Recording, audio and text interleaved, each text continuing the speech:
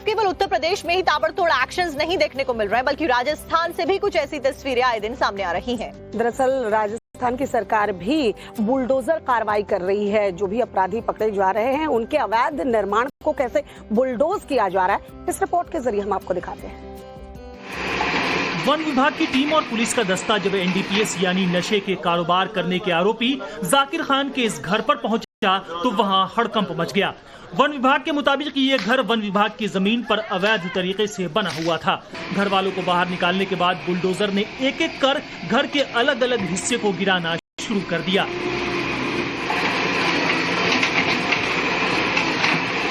Bulldozer ने सबसे पहले घर के बाहर बने एक बाथरूम को गिराया,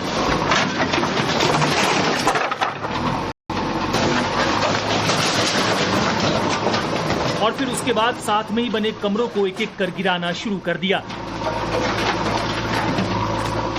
ये कमरे अस्थायी रूप से बनाए गए थे, जिनके ऊपर लोहे की टीन शेड रखी हुई थी, लेकिन बुलडोजर की एक ही वार में उसकी दीवारें जमींदोज हो गईं।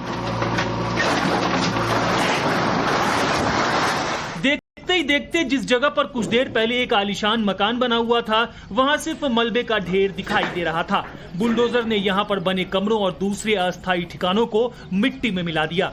वन विभाग की जमीन पर अतिक्रमण को हटाने की इस कार्रवाई के साथ ही इलाके के दूसरे अपराधियों में भी दहशत मच गई है।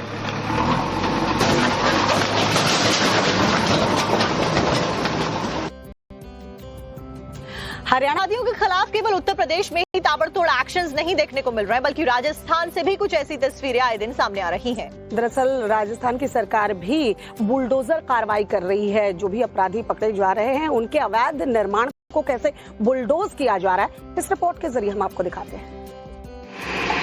वन विभाग की टीम और पुलिस का दस्ता जब एनडीपीएस यानी नशे के कारोबार करने के आरोपी जाकिर खान के इस घर पर पहुंचा तो वहां हड़कंप मच गया।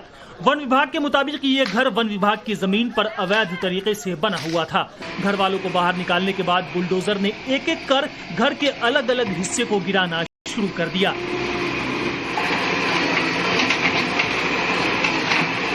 बुलडोजर ने सबसे पहले घर के बाहर बने एक बाथरूम को गिराया,